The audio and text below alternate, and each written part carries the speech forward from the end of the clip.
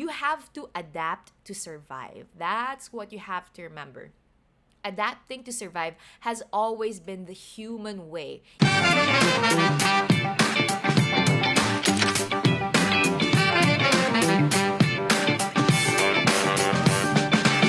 We wanted to do, Aaron and Tida thought of this great idea called the quarantine bucket list. So quarantine bucket list. One thing that a lot of people might not know about me is I love magic.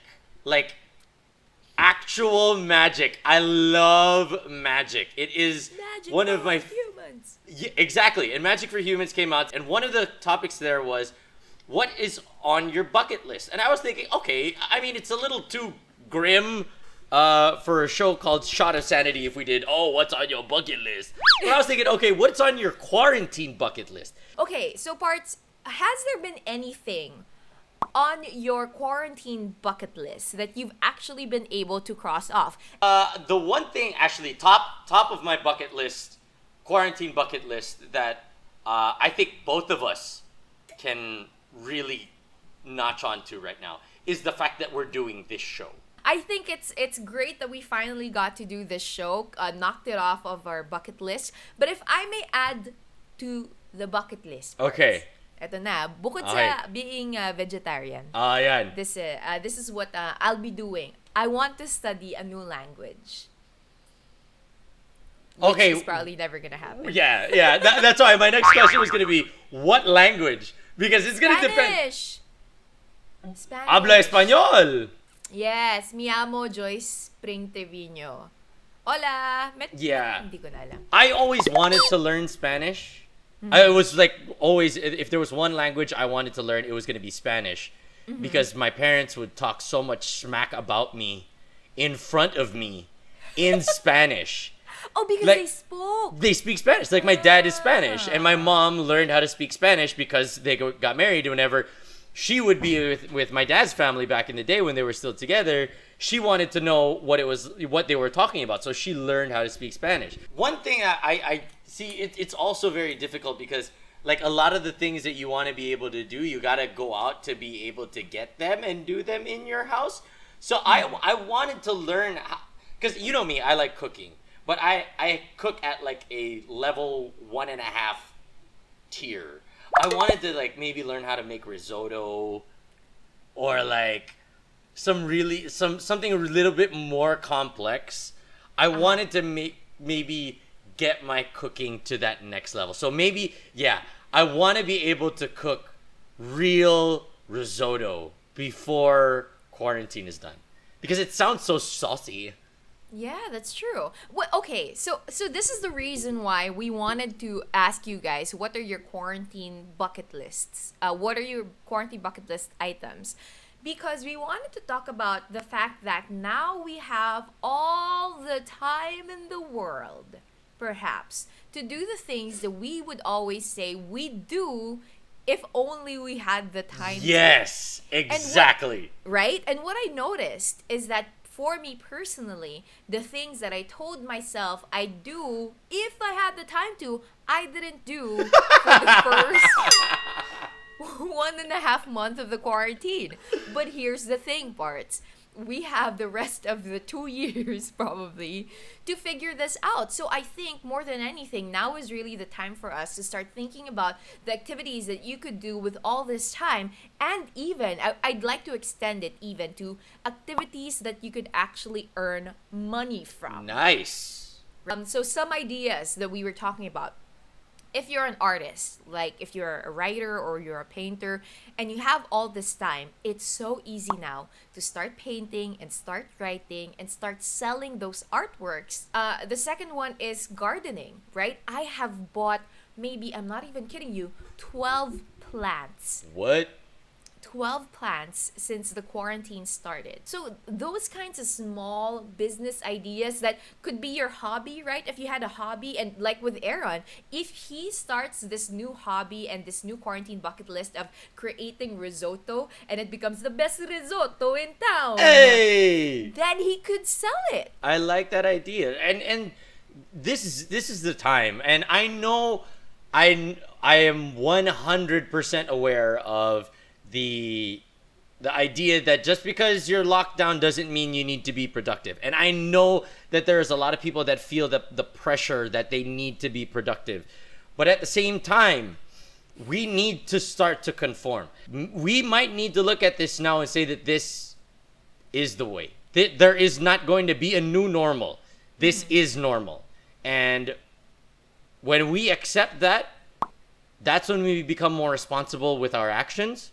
And that's when we become a little bit more forward thinking in our actions. This is normal now. Let's live in this and let's start to move forward in this. Yeah, and I love what an article that I was reading the other day that said that a lot of the people who have coronavirus are asymptomatic, and so the way the safest way that you could operate under is as if you already have it, Yes. even if you don't know if you have it or not, and actually be as safe as possible and as as careful as possible. And look, I know that being productive gets a lot of flack on the internet, especially because a lot of people say that you shouldn't be productive, you should just allow yourself to wallow. And I think that was fine for the first months. Yeah. For people to say that it's okay that you feel down and that you're really sad and that you can't do anything productive, that's totally fine for a couple of weeks or for a couple of months. But if people still encourage you to be that same way, that's not healthy anymore. You have to adapt to survive. That's what you have to remember. Adapting to survive has always been the human way.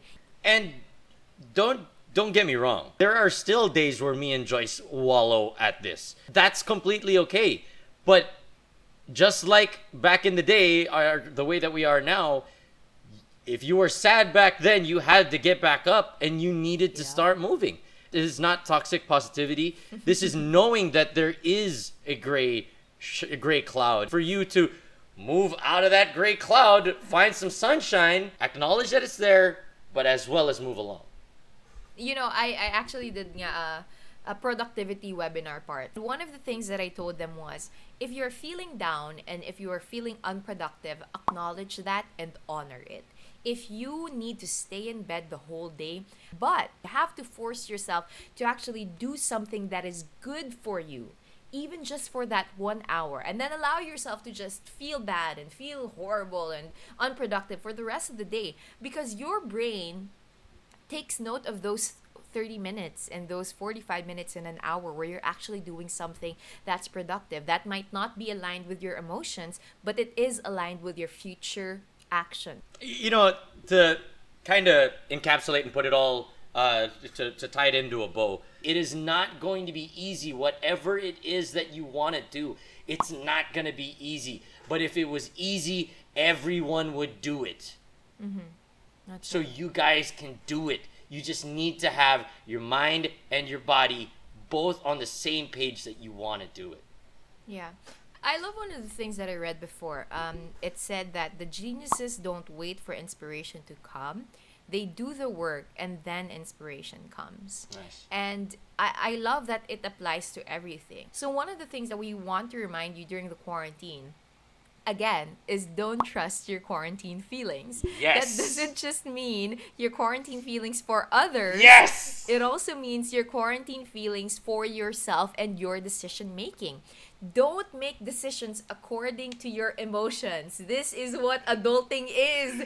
Do not follow your emotions. Period. We can end it. We can end this podcast forever. That is it. That encapsulates everything. The key to adulting is knowing when it's okay and safe and actually rational to follow your emotions, and when you actually have to stop yourself from following your emotions and actually think about the repercussions of the decisions and the wants that you have in your life. Well, that ends Adulting with Joyce Pring forever. Just listen to the last 3 minutes of it, and that pretty much solves all of your emotional, mental, and physical problems. Ay, nako. That was fun. Hindi Sometimes merong mga bagay na kailangan mo talagang sundan yung emotions mo even if it's dumb. Yeah, no, I completely agree. But I think that even more in this time time of the world, we have to overpower our emotions with our mental, analysis of it. But as well as, don't let your mental analysis be the only thing, because you do need to have compassion in your heart. We just would like to ask you guys, if you have your own quarantine bucket list that you'd like to share with us, please do share them with us with the hashtag Adulting with Joyce Pring, hashtag Shot of Sanity, and joining our Facebook group. Yes, it is Shot of Sanity SOS podcast on Facebook. Please do send it over there, at Joyce Pring, at Aaron Ataida as well on Instagram and on Twitter. If you like this episode, please do listen to the other ones. If you're new to the community, welcome, and we'll see you guys next time. Peace. Paalam.